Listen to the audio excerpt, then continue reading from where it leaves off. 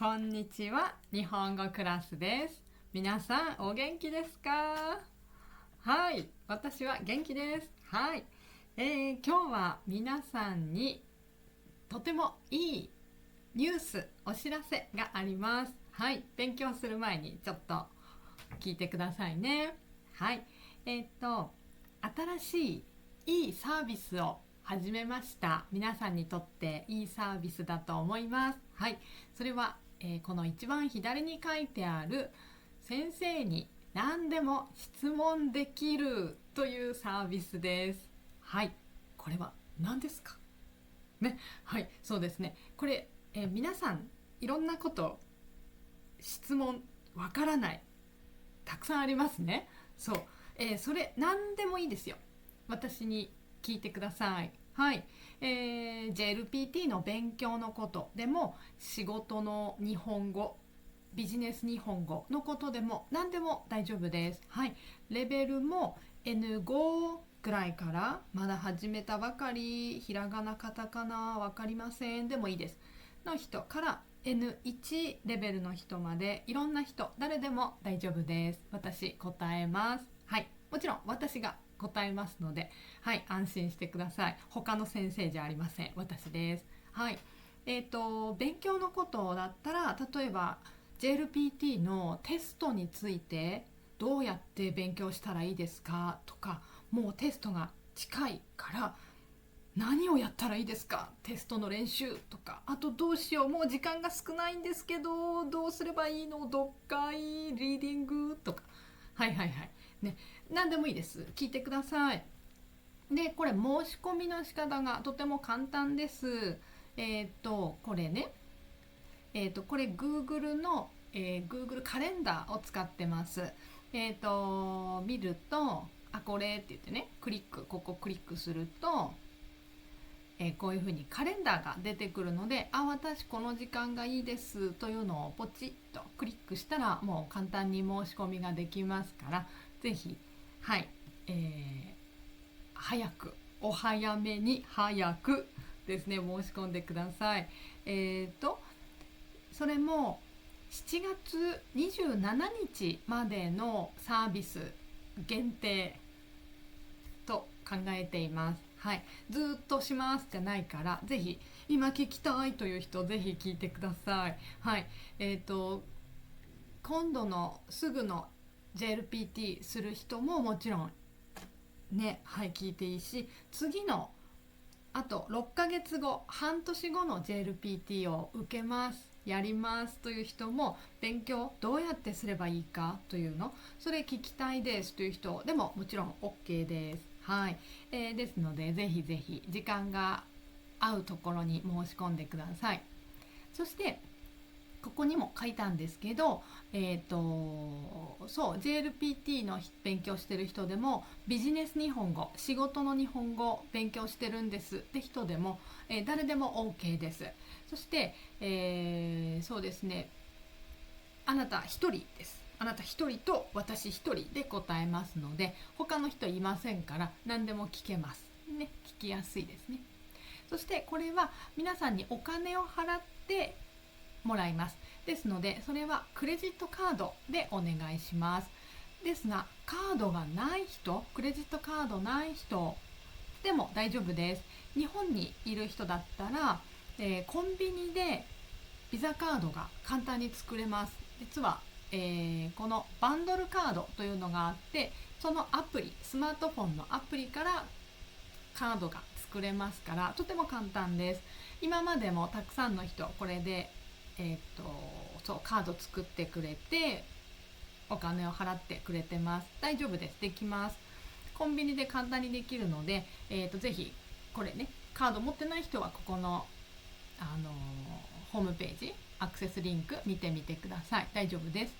で、これ注意は、予約時間を変えたい、予約したんだけど時間変えたいっていう人は、私にメールをください。ここで予約キャンセルっていうボタンがあるんですけど、それをやってもキャンセルできないので、メールでください。はい、でキャンセルできるのは、予約した時間の24時間前までですので、お願いします。はい、ではあとですね、まだいいことあります。皆さんにプライベートレッスン N2 と N1 の人のプライベートレッスン、今だけ 50% オフでやります。はい、半額です。おお、はい。これも7月27日までの予定です。はい。ですので、今までまだプライベートレッスンやったことないという人、ぜひやってみてください。はい。グループレッスンもいいんですけど、やっぱりプライベートはプライベートでいろいろ質問もしやすいからいいと思います。で、これも、N2 の方は N2 勉強してる人とか、あと仕事の日本語、ビジネス日本語やってる人はこっちに申し込んでください。で、N1 の人はこちら。はい。ですね。で、これもアクセスクリックすれば分かります。あなた何の勉強したいですか？この時間、授業の時間、レッスンの時間、何勉強したいっていうのを書いてくださいね。読解でもいいし、語彙文法でもいいし、仕事の日本語でもいいし、何でも大丈夫ですので、あなたが勉強したいこと書いてくれないと私もわからないので書いてください。お願いします。はい。では、まずはここのリンクですね。このリンクを、今日のビデオの下のところにリンクが書いてありますから、そこからアクセスして申し込みしてください。待ってます。そしてあとは、ビデオで勉強するというのもあります。時間が合わない、どうしても時間が合いませんという人はビデオでも勉強できます。ビデオレッスン、ビデオコースたくさんありますが、その中でも JLPT だと、例えば読解、リーディングのビデオだとこの2つが特に今おすすめです。読解問題ですね。 JLPT の読解問題の、テスト、どうやって勉強すればいいか、あと合格するための読み方というのがあります。どうやれば合格しやすくなるかというのがあります。テクニックあります。このステップ1のビデオ、特におすすめです。私説明しました、授業の時。はい。で、授業のビデオなので、皆さんもね、授業に来ているように見られますから、ぜひぜひおすすめ見てください。で、これステップ1とステップ2ありますが、絶対どっちも見なければいけないわけではありません。例えば、練習たくさんやりたいですって人は、こっちのステップ2の方がいいかもしれないです。はい。こっちで、あ、そうか。どうやって読めばいいかよく分かったというふうにステップ2得になると思いますから、はい、どっちもいいと思いますよ。ステップ1だけでももちろんいいですしね。ですので、これも私の今日のビデオリンクの下のところにアクセスリンク書いてありますから見てください。そして、いやもっと短いビデオでいいんですという人はこれもおすすめです。これもやっぱり読解ですね。中文のやり方、合格の方法、1時間説明してます。どうすれば合格しやすくなるか、テストの時どうやってテストの時間を使えばいいかとかテクニックがあります。それをシュッと1時間でまず話しているのがこのビデオです。はいね。N2 と N1 あります。はい、どちらもおすすめです。合格の方法しっかり説明してますから、ぜひぜひテスト前でもう時間ないんですという人はぜひこれいいと思います。この2つね、おすすめです。はい、では、この申し込みリンクは今日の下、ビデオの下のところに書いてありますから、そこからアクセスしてください。ビデオリンク下です。オンラインレッスンと書いてあると思います。ぜひぜひ来てくださいね。お待ちしてます。では皆さん勉強ね、頑張ってください。いつも応援しています。はい、いつもありがとうございます。では続けて勉強しましょう。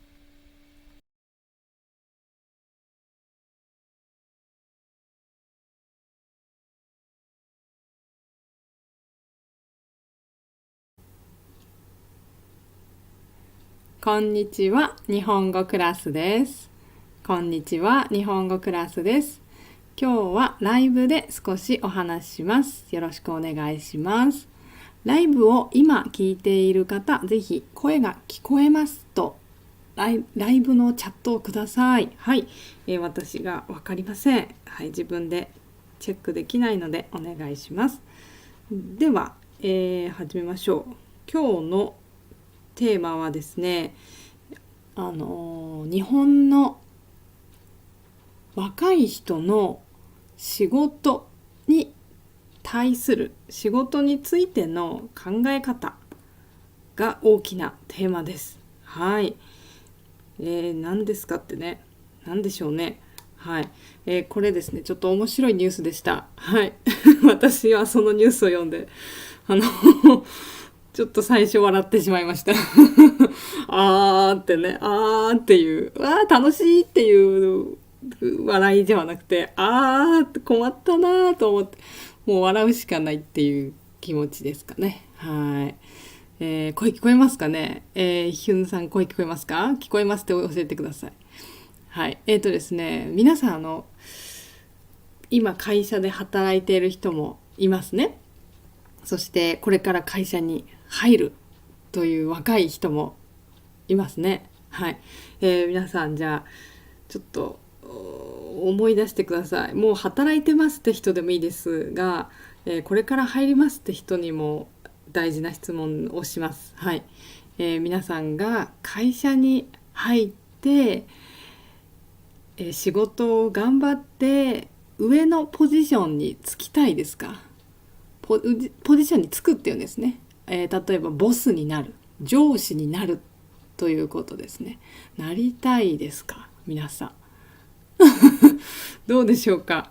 仕事頑張るんだから、それにね、会社の試験を合格してせっかく会社に入ったんだからね、上のポジションになりたいですよね。そうそう、日本人はたくさんの人がそう考えていた、はい、考えていましたが、最近の若い人は違うらしいです。はい、それが今日の大きなテーマです。はい、ということで、ちょっと見てみましょうか。今日のテーマはね、これです。はい、ニューステーマはこれです。ちょっと読みます。ちょっとここだけは字が書いてあります。はい、読みます。管理職になりたくない。出世もしたくない。若手社員が増加している。はい、というテーマです。はい。これちょっと言葉が難しいですよね。そうですね。管理職という言葉、ぜひ覚えておきましょう。JLPT を受ける人ももちろんだし、日本で働いている人とか、そうですね、日本人と一緒に働いている人にも大事な言葉ですね。管理職というのは、これはマネジメントです。はい、マネジメントをする仕事です。はい、だから皆さんの全部の会社にいます、この仕事をしている人。はい、上司です。上のポジション。はい、上のポジションの人は下のポジションの人を仕事をちゃんとしていますかと見る仕事がありますね。そして上の人が下の人に仕事をあげる。この仕事をやってください。いつまでにとか。はい。ね。そういうのをしますよね。そして仕事が遅い場合、いつまでに、来週までにこの仕事を終わりにしてくださいと言っても、なかなか終わらなかったら、その下の人がね、終わらなかったら、どうしたんですかとか、何かありましたかとか、いろいろね、聞いてあげますよね。そういうこと、はい、を上の人はしますね。それが上司ですね。そういうふうに下の人をマネジメントします。マネジメントを管理と言います。ね、管理。で、管理をする仕事ですね。はい。だから、上の人というのは自分の仕事もあるし、下の人の世話をする仕事もありますね。そういうのをそういうポジションを管理職と言います。はい。そして最近の日本の若い人はこの管理職というポジションに就きたくない。はい。それはいいです。やりたくありませんと思っている人が多い。そして出世もしたくないと思っています。出世というのは、似てます。この管理職に似てます。下の社員だった場合は自分が頑張るだけなんですけど、出世というのはどんどん社長のポジションに近くなることです。はい。普通の社員、下の社員だったけど、それが、係長になったり部長になったりとか、そういうこと、上に上がっていくってことです。はい。上に上がっていくと、もちろん管理職をしなければいけないですね。下の人をマネジメントしなければいけません。はい。だけどいいこともありますよ。もちろん給料が上がります。はい。ねえ、いいことですよね。そしてそうですね、下に部下がいっぱいできます。下の社員のことを部下と言いますね。その人たちができるから、いろいろこの仕事をやってくださいとか、いろいろお願いもできるし、はい。いいこともある。はい。だけど最近の若い日本人の人はいいです。この出世しなくていいですと言ってます。はい。そう出世っていうのは上に上がっていくってことですね。こう出るよって書くんですね。面白いですよね。出るよ。世界に出ますって覚えたらいいと思います。はい。ポジションが高くなって世界に出る。はい。そのイメージです。出世。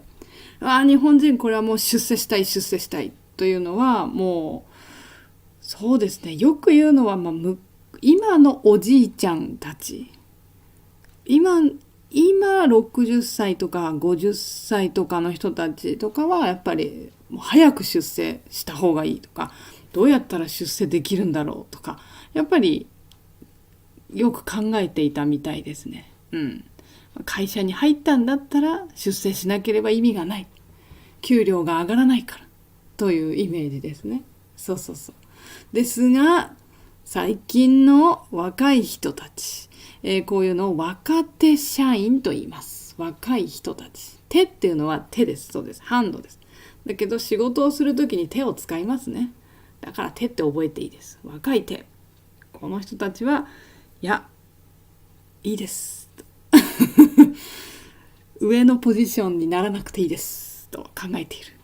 それが増加している、増えているよっていう話です。で特にこれ若手というのは20代から30代の人たちのことだそうです。はい。ではどうしたのってね、大丈夫若い人っていうのが今日ちょっとお話ししたいテーマです。皆さんの国ではどうでしょうか。はい。でちょっとこの後詳しくお話ししていきます。はい。その前にですね、今日ちょうどビジネスの話をしますが、私も、Zoom レッスンで皆さんと一緒にビジネス日本語を勉強してます。はい。ビジネス日本語はちょっと JLPT とかで勉強する言葉とちょっと違いますね。会社で使う言葉です。はい。そして敬語。はい。もちろん勉強するし、日本人の考え方もよく勉強します。はい。どうしてここでこの言い方を使わなければいけないとか、どうしてここでありがとうございますと言った方がいいとか、どうしてここですみませんでしたと言わなければいけないとか、はい、いろいろありますね。どうしてあの日本人は怒ってるとか、はい、それですね。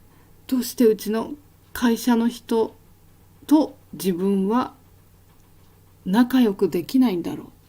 どうしていつも昼ご飯に一緒に食べに行きましょうと言ってくれないんだろう。どうして私はいつも昼ご飯一人で食べてるんですかとね。そういうもし外国の方、はい、いらっしゃったら何かあります。コミュニケーションの問題があると思います。はい。文化がちょっと分かってないかもしれない、日本人のね。はい、ですので、そういうこともこのクラスだと結構勉強してると自然と分かります。はい、学生さん皆さん自分で気がついてるみたいです。自分の国と違うってね、考え方が違うからですね。そういうの勉強できますので、よかったら来てください。とても楽しいですよ。そして会話練習もしてます。これも、Zoom レッスンです。はい、N3 以上がいいと思います。N3 以上だったら、はい、大丈夫です。敬語を使わない話し方とか、を中心ですが、敬語を使う話し方も勉強してます。はい、こういう時こうやって言うとかね、いろいろです。会社での話し方もするし、友達とか家族とか恋人とどうやって話せばいいかとか、そういうのもよくやってます。はい、これもとても面白いです。はい、ぜひ来てください。そしてもう一つはプライベートレッスンです。これも Zoom レッスンです。これは、私と皆さん一人で、私と授業をします。これ何でもいいです。勉強すること。JLPT のリーディング、読解でもいいし、会話でもいいです。はい。JLPT の勉強、文法語彙でもいいし、そうですね。発音の練習、プロナンセーションの練習してる人もいますね。人それぞれです。これは皆さんやりたいこと何でもどうぞ。はい。ビジネス日本語勉強してる人もいますよ。はい。では始めましょうか。ごめんなさい。で、あとはビデオレッスンもありますので、詳しくは私のオンラインレッスンのリンクから見てください。今だと、チャットメッセージの一番上のところに書いてあります。そしてライブ終わったらメッセージのところにリンクを書いておきます。はい。では、今日のあれですね、テーマに戻りましょうか。今日本人の若い人20代と30代は、出世しなくていいですと考えてます。はい、マネージメントマネージャーの仕事はしたくないですと、はい、多くの人が考えているらしいです。はい。で今ちょっとチャットメッセージを見たら、韓国のまゆみさんですね、こんばんは。給料だけ高く受けたい、もらいたいですね。責任は嫌ですと。我が国だから韓国でもこういう現象が起きていると思います。そうなんですね。これはね、でも良くないですよね。これはちょっと問題ですよね。これやばいと思いまして、私このニュース読んだ時なんということですか。出世したらだって管理職とか上のポジションについたら給料どんどん上がるんですよ。全然変わりますよ。でもいやいいですと、僕はいいですと。で特にこれ僕はいいですって言ってるのは男の人に多いらしいです男たちよってね、大丈夫かって。でもこれね、やっぱりちょっといろんな理由ありました。はい。これですね、ちょっと具体的に詳しくちゃんとお見せしますね。なんとですね、ある研究所が1万人の20代と30代にこのアンケートを取ったんですね。1万人って多いでしょ。すごいちゃんとしたいい調査だと思います。で20代30代の、まず男性の正社員ですね、会社の社員、もうアルバイトとかパートじゃなくて社員の1万人の人に、今の会社であなたは、管理職になりたいと思っていますか、上のポジションになりたいと思いますかと聞いた。はい。そしたらこの答え怖い2018年、だいたい6年くらい前は20代も30代もだいたい平均して45% ぐらいの人ははい、なりたいですと答えていたんですね。はい。だけど、どんどんそれから下がってます。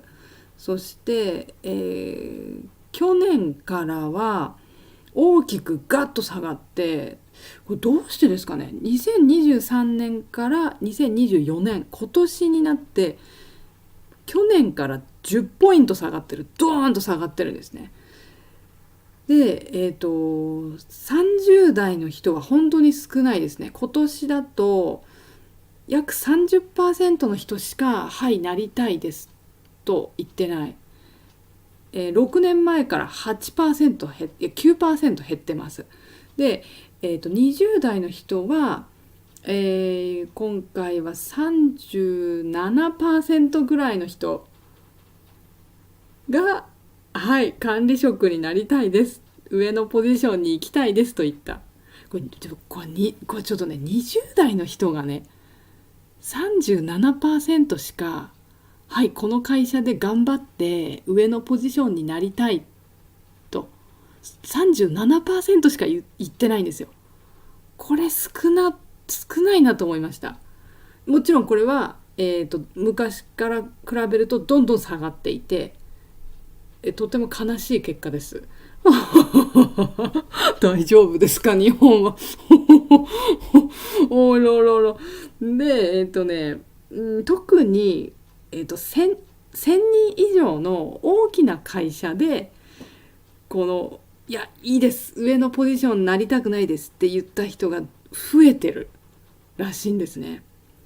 だから入る時は大変でした。きっとこの若い人たち、この会社有名、僕は有名な会社に入る。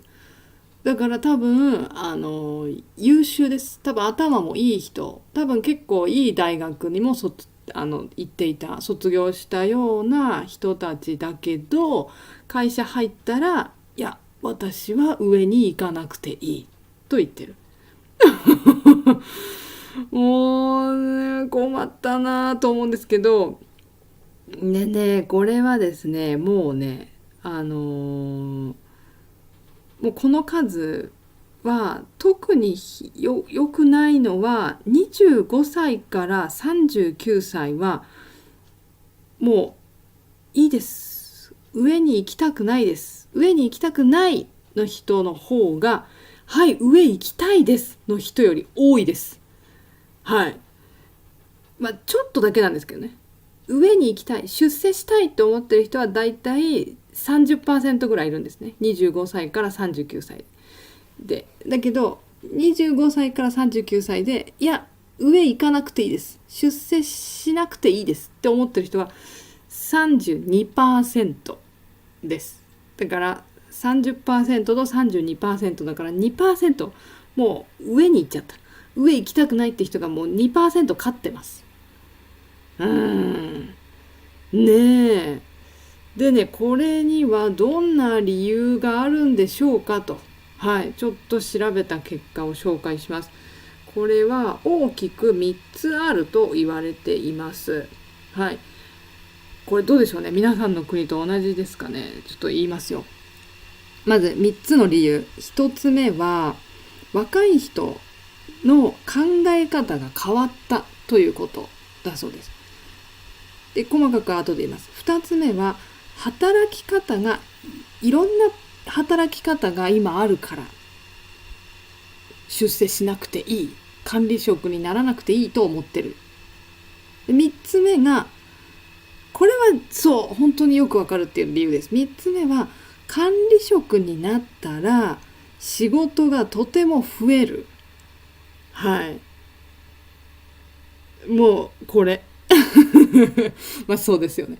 仕事が増えすぎてもうそんな仕事はやりたくない、という理由。ちょっと一個ずつもう一回振り返りますね。最初の一つ目の、この若い人の働くということについての考え方ですね。これね、今の年齢が高い、おじさんと言いましょうか。今のおじさんたちと若い人って本当に反対かもしれない。考え方全然違う。若い人は、ワークライフバランスといって、一日の時間を仕事もするけど趣味の時間とか家族の時間とかも欲しいって思ってる若い人が多い。だけど今のおじさんたち、年齢が高い人たちはもう朝早く会社に行って夜遅く帰ってくる。それが男だ。それが会社で働くサラリーマンだ。これが素晴らしいと、考えられていたんですね。もう反対ですね今ね日本人。ですので若い人は、できればあまりおじいさんになるまで働きたくないと思っている。だけど残念ですが今の日本の社会は若い人が減っている。そしてお年寄りが増えているので働くのを今まで60歳で終わりだったけど65歳にしてください。できるだけとか、またはこのあと将来70歳まで働いてください。お願いしますと日本が政府が言うということが起きると言われています。どうしましょう。これ若い人働いてくださいと国から言われるんですが、若い人の心の中は早く仕事を辞めたいと思ってます。反対ですね。大丈夫かな。でも分かりますね気持ちね。じゃあ2つ目ね。2つ目の理由が働き方はいろいろあるということ。いろいろあると考えてるだけじゃなくて実際いろいろあります。これみんなの国もそうかもしれない。そうですね。一つの会社にずっと働き続けるというスタイルじゃなくて自分で会社を作るとか、何年か会社で経験をする、何年か会社で仕事の勉強をさせてもらうけどその後自分の会社を作るとか、そういう考え方ありますよね。でねこれね日本人結構昔の日本人ってやっぱりほんとさっき私言いましたが会社に入ったら会社のために一生懸命働く。上司と先輩上司と一緒に夜まで働いて、そしてその後上司とお酒を飲みに行って、一杯ビールを飲んで今日も頑張りましたね、明日も頑張りましょうと言う。それが男だみたいな、ちょっとやっぱあったんですよそういう文化がね。今はもう本当にもうすごく薄いですその文化。だけど皆さん昔の日本の映画とかドラマとか見てくれたらわかると思うんですけど、そうですね。でも60年前とかだったら十分あったと思います。やっぱりもう満員電車ね、皆さんよく知ってる満員電車あれですね、ラッシュアワー、あれに乗って、今もありますけどでも昔もっとひどいです。もっとやばいです。あれに乗って、会社に行ってもうスポーツですよね。もう汗を流して頑張るみたいな、そういうもう休憩時間なんてちょっとでいいみたいな、もう早く昼ご飯を食べて、そしてすぐに、会社の関係の取引先っていうんですけど自分の会社に関係ある会社に行って、仕事の話をしたり会議をしたりとか、するみたいな、もちろん今みたいに男が化粧をするなんてそんなことは考えられない、そういう時代です。別にいいんですよ化粧してもね。今の若い人は特にそういう美意識といって綺麗でいようみたいなね、そういう気持ちも強いと聞きますし、全然違います今と昔と。で今私が言ってるのはどっちがいい悪いじゃなくて、これだけ大きくもう会社の文化が変わっているんですね。ですので昔の人たち日本人は会社に入ったらもう自分がおじいさんになるまで、昔だと60歳になるまでこの会社で頑張って働く、そしてその頑張ってもらったお金で家を建てるとか家を作るとか子供を大学に行かせるとか、そういう目標を持って頑張っていたんですね。もちろん結婚するし子供も作るしとか、それが普通のよくあるパターンでしたが、最近は日本人本当にもう何年か会社に入って働いたらその後自分の会社作ったり、そうですね、または自分では会社作らないけど何年かその一つの会社で働いたらそこでキャリアを積みますね。経験を積む、いろんなこと勉強する。でそしたら別の会社に行って、同じ種類の会社でもいいですよね。例えば IT の会社が最初だったら次は IT の会社行くんだけど、またちょっと違う仕事をしたり、または今までの経験を次の会社で使うとか、そうすると次の会社だとすぐに難しい仕事ができるから高いポジションになれる、簡単になれるっていうこともありますよね。だから結構会社を何年か働いたら次のとこに行くっていうことをする人も増えてるんですね。そう会社を変える、何と言いますこれ言葉、転職ですね。そう転職する。だから皆さん日本にねもし来たらね電車に乗った時によく電車の中で何が広告アドバタイズメント書いてあるかなってよく見てみてください。よくですね転職リクルートエージェントとかよく書いてあります。そうあなたの価値はまだ決まっていないとか書いてある。そう価値ってバリューですね。あなたはもっとできるみたいなことが書いてある。そうあなたの次の世界を探します、リクルートエージェントとか言ってホームページとか書いてある。そうもうおーってね、電車乗ったらそんなのがいっぱいですよ。だから仕事を変えたいとか会社を変えたいって思ってる人が多いんだなって私も感じます、思います。ぜひ見てみてください。でねなのであとはですね働き方、自分の会社でも働くけど例えば、もう一つ仕事をする、別の仕事をするっていう働き方も増えてます今。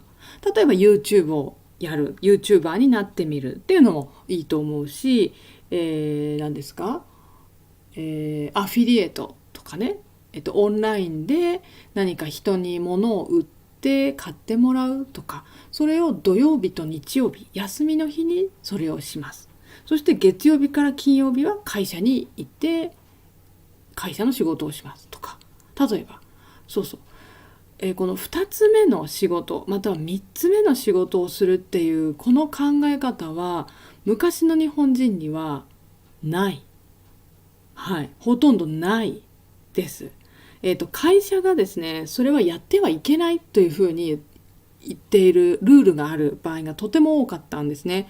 だけど最近は日本という国がもう社員の皆さんに2つ目の仕事3つ目の仕事を自由にやらせてください、やらせていいですよと会社が社員に話してくださいというふうに結構言ってるんですね。そうですのでそれで特に若い人たちはそうなんだみたいな。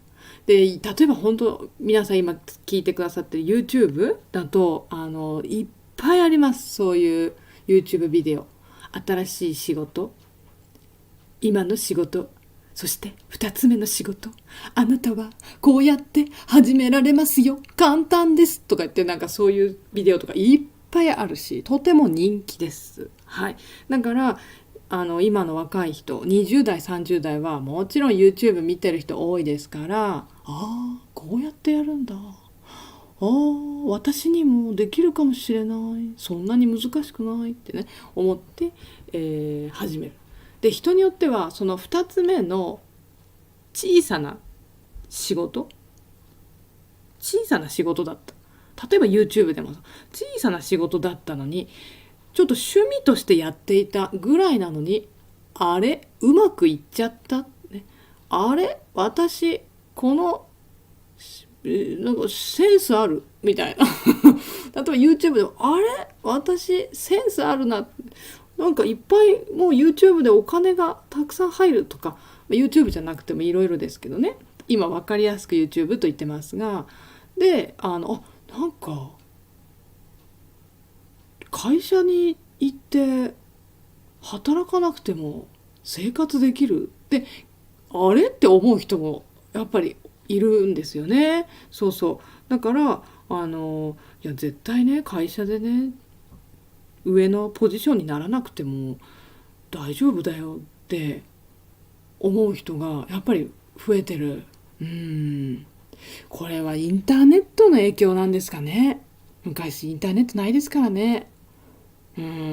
そうかもしれない。なのでこの働くということはいろんな働き方があるんだと若い人たちは考えている。そうだから出世しなくていいですと思ってます。そしてねもう一つはですね、その3つ目ですね。これが重いですよね。さっき言いましたが3つ目の理由、若い人どうして管理職にならなくていいと考えているか、どうして出世しなくていいですと考えているか。これは、3つ目の理由は管理職になったら上のポジションになったら仕事がとても増えます。はい、そして、下の人たちを育てなければいけないです。これも仕事になる。これも大変だ。そして、いろんなリスクの管理もしなければいけない。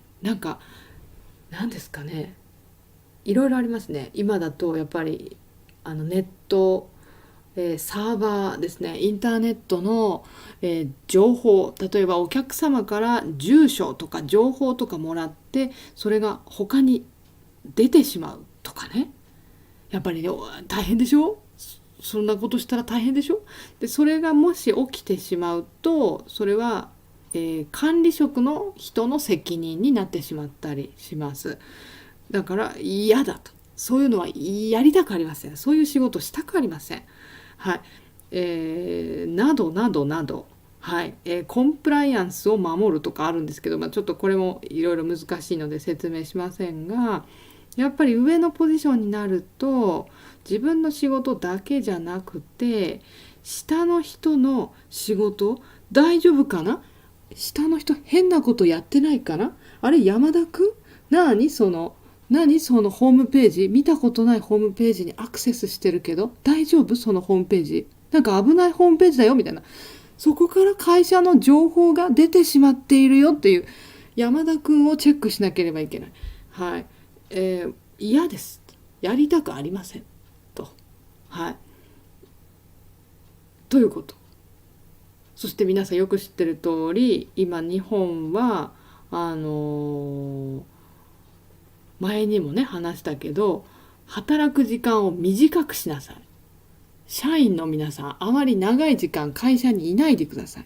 だけど仕事のパフォーマンス結果は出してくださいというのが、会社からも言われるし日本からも言われてます。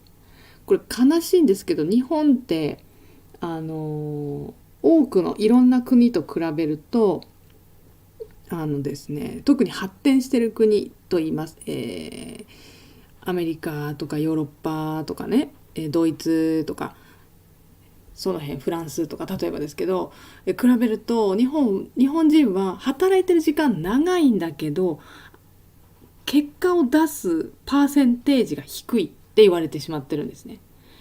そうで反対に他の国では働いてる時間短いんだけどすごくパフォーマンス結果を出しているっっていう逆の結果を出してる国が多くて、日本はすごくここが大きな問題だと言われてるんですね。でこれは働き方にも問題あると思いますけどね、いろいろね。日本はチームで働きやすい、みんなで一緒にというところがちょっと強いので、昔からのスタイルで考えると、そう一人だけでとかはあんまりないんですね、会社の中でね。でもこれ仕事によるんですけど、だからね、この働き方を変えなさいと国から結構言われてるんですね。そうなるとそれは管理職の人がマネジメントしなければいけません。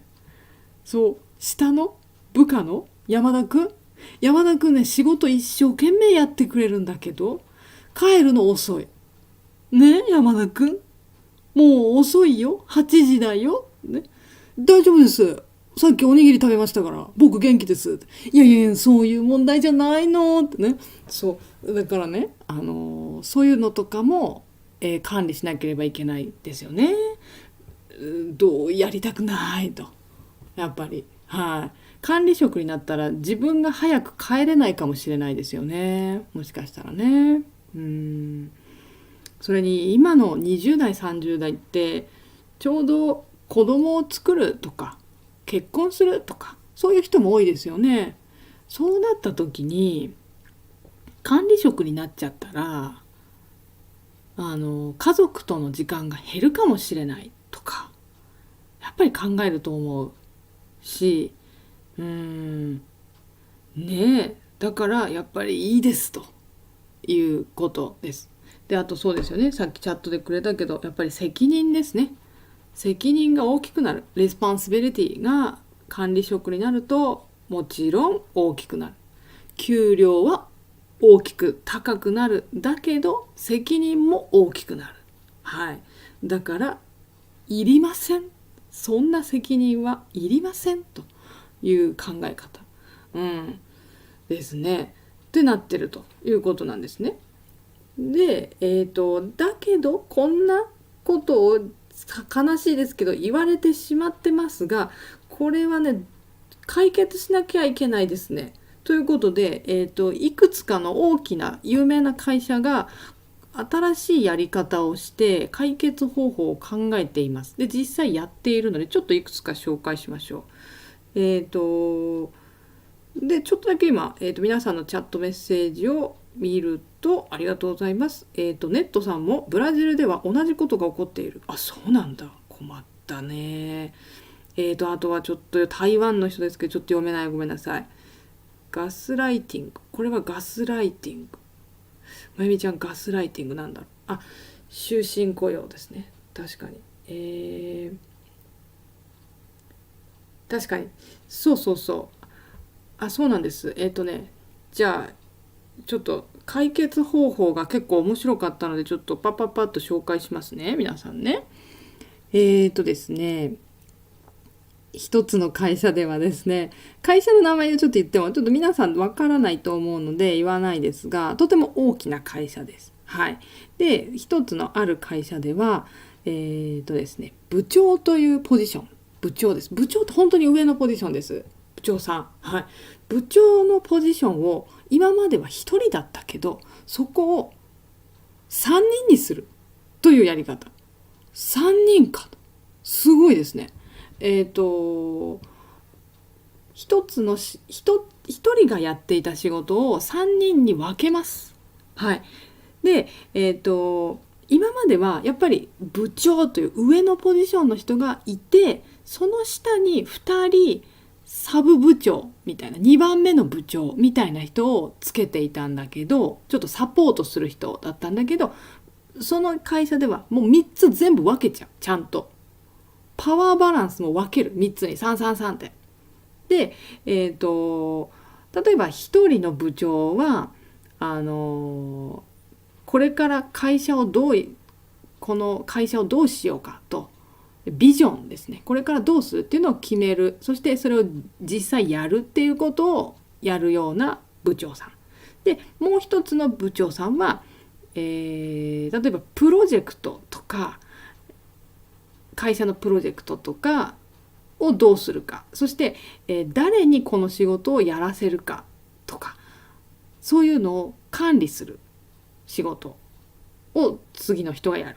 で3つ目は若い人たちとかキャリアを積んできた人たちを育てるのをこうよく見てる、大丈夫かな、さっきの山田くんですね、山田くん大丈夫かなっていうのをちょっと見てる。で山田くんはちょっとずつ仕事できるようになったなっていうのを見てる。はい、そういうのをチェックする部長、この3つに分けた。でそしたらやっぱり楽になりますね。することが減るので、今までだと一人の部長が今の仕事を、今私が言ったたくさんの仕事をリーダーとしてやって、でそれを下の2人の部長、2番目の小さい部長がサポートしてたんですけど、サポートだと何か決めるときにやっぱり部長に確認しなければいけない。部長これでいいですか、ね、そうすると部長一回一回こうそうかってどうしようか、それいいねとか悪いねとか決めなきゃいけないから、やっぱり大変だから、もうそれしないで、もう本当にみんな同じレベルの部長3人に分けて、3つに分けて、でもそれぞれ決めていい、3人が何かを決めていいっていうやり方にしたらしいですね。いいと思いました。これ面白いと思いました。はい、これをすると実際やってるんですね、この会社で。これやると、仕事がすごくスピードが速くなる。だから上の人が早く決めないと下の人も仕事できないから、そういうことがない。スピードが上がってよかったって言ってる、例ですね。そしてですね、次がですね、もう一つが、これは面白いですね。これすごいなと思います。こんなことできんのかな、みんな、どこの会社も。ちょっとびっくりなんですけど、別のもう一つの会社では、課長というね、部長じゃなくて部長の下、課長のポジションになりたいですって人、私なりたいですと手を挙げてくださいというやり方をしてるらしいです。これすごいと思いました。私やりたいです。私やってみたいです。でこれがすごいのが、1年目、会社入ったばっかりの1年目の社員もやる気がある、やりたいと思ったらやりたいですと手を挙げていいシステムだそうです。すごいですね。でこれはね、今までの日本ではないです。何年か働いてやっと君はもう何年目だから、君は5年目だから課長だよとか、君は20年目だから部長だよとか、今まで20年やって成績も良かったからどうぞ部長ですとか、そうなるんですけど、そうではなくて、もうやる気がある、やりたいんだったらもう若くてもいいよ、やりたいですって手をまず挙げてください。そして手を挙げてくださいと言ったら、手挙げた人がたくさんいたらしいんですね、この会社で。すごいなと思いました。たくさんいて、でその中からどうしてもじゃあみんなどうぞやってくださいはできないから、その中からいろいろ選んで、じゃあ君はやっていいよとか、ちょっと残念だけど君はまだ早い、できないねとかなるけど、それでもチャンスがある。下の人がやりたいですっていうことができるチャンスがあるというので、やる気が出ますね。で、実際やっぱり優秀な社員、会社に入って1年目の社員です。すごいですね。新人社員が、とても重い責任のある仕事をどうぞやってくださいとやらせてもらってうまくいったという、こともあったらしいです。だからね、これはね、実際やったらなかなか面白いと、いい結果が出てます、うちの会社でっていうふうに、言ってました。そう、なのでいいと思いました、私も。なんかこう手を挙げていいなんていうのは私は今まで知らないので、だからね、これもねやってみてもいいんじゃないかなと思いました、読んでいて。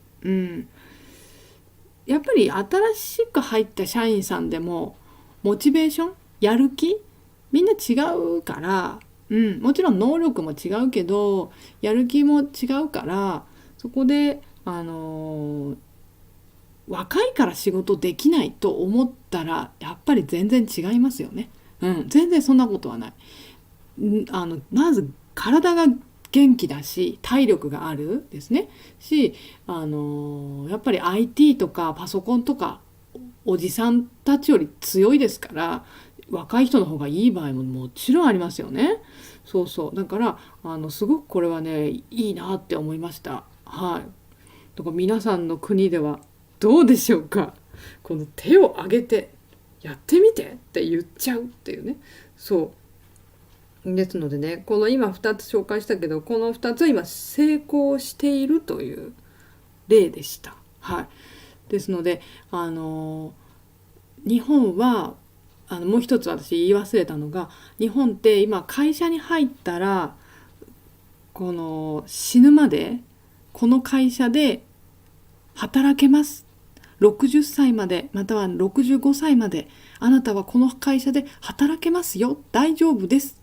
心配しないでください。というのが昔はそのシステムあったんですけど、今はないと考えられています。はい。本当に今ビジネスわからないです。世界は大きく動いてますよね。だからこんなに有名なこんなに大きな会社なのにダメになってしまったとか、私はリストラクション、はい、あなたはちょっとごめんなさい、クビですってね、はい、来年からあなたは来ないでください私の会社にって言われることもあるし、そうだからこの会社入ったらもうおじいさんになるまで安心だっていうことはないんですね。そうだからこそ、ある意味で若い人はもう嫌だと、こんな日本は嫌だ、もう働くのなんて嫌だって思ってしまうこともわかるし、だけど頑張ってよと思ってやりたい人手挙げてくださいって新しくシステムを会社に入れる会社もあるし、それもよくわかりますよね。だからねすごいねこのニュースはね私は読んでいてなかなか今の日本らしくて面白いなって思いました。なんでしょうね。皆さんの国ではどうでしょうかね。最後なんだ、まゆみさんのメッセージ読みましょうか。昔は父親一人だけが家計を責任を背負っていく形だった。そうですね。本当にそう。お父さんは、家を守るってよく言いますね。はい。お父さんは家を守ってくれてるんだから。そう。お父さんに一番美味しいお肉を食べてもらってとかね。例えばでも昔の話、今はお父さんがお肉を焼いている、またはお父さんがお肉を買ってくるスーパーから、はい、とか、はい。今冗談ですけどでも本当に変わってきてます。そしてまゆみさん、今は全体的に豊かな時代になって一人で生きていくことができるので自分の自由な時間大切になったと思います。確かにそうなんですよ。で若い人は特にこう考えてる。もうワークライフバランスっていうキーワードです。ワークライフバランス。私たちは仕事をするためだけに生まれたんじゃない。そう、趣味が大事だ。そう。それ大事ですよ。本当にいいんですよ。そう仕事のためだけじゃない。会社のためだけじゃない。自分の人生のために生まれてきたわけですから。そうです。仕事人間ではやっぱりつまらないんじゃないっていうのが最近の若い人です。でも昔のおじいさんたちは仕事人間であることが素晴らしいと、それが男だという、考え方。そして女は家を守りなさいという考え方、それは古い考え方。今は女の人ももちろん、男の人と同じように外に出て仕事をしている人がとても多いです。そうしないと、結婚してからも子供を作ってからもお金が足りないというのが、日本はまた問題なんです。そして働いても税金を払わなければいけないタックスですね。いろんな問題がある。そうです。そんな中にコロナという問題もありました。考えちゃいますね。大丈夫かなってね。でも今日本はですね、また少しずつ元気になっているみたいです。はい。外国人の人も日本にいっぱい旅行に来てくれてるし、はい。あんまり心配しないでください、皆さん。はい。そんなみんな日本人が暗いわけではありません。はい。いろんな日本人がいますので、はい。ですが今日はちょっと変わったニュースがあったので、皆さんにシェアしたいと思ってお話ししました。はい。またちょっと長くなっちゃって本当ごめんなさいね。はい。そんな感じです。はい。ですので皆さん、ぜひ思ったことを送ってください。はい。そして最後ねこの東京の街が出てるのでお話しすると仕事が終わったら上司と一緒にお酒を飲みに行く。それが一日の最後のご褒美、いいことみたいなのが昔はあったんですけど、今は上司が誘わない、行こうと言わない、もうそれがパワハラ、ハラスメントになってしまうみたいな考え方もあるので、いいから早く家に帰りなさいとか言うそう皆さんの国はどうでしょうか、ぜひお聞かせてください。なかなかこういうの面白いですよね。ですので皆さんぜひ仕事を楽しみながらやりましょう。やれたらいいですね。はい、私自身もそう思っています。はい。ですので、私はありがたいことに、皆さんとコミュニケーションが YouTube を通してできていて、いろんな思ってることをね皆さんにお話しして皆さんの意見を聞けるっていうのは結構これね私自身も楽しいんですね。はい、ありがたいです。ありがとうございます。いつもですので思ったこと、そして皆さんの国ではどうなのかこの問題、はい、ぜひ教えてください。はい、皆さんのコメントは私だけじゃなくて世界中の皆さんが読んでます。はい、ですので、皆さんでシェアしましょう。はい、ということで、またお話しします。はい、じゃあ皆さんまた明日もいい一日を送りましょう。頑張りましょう。はい、ありがとうございました。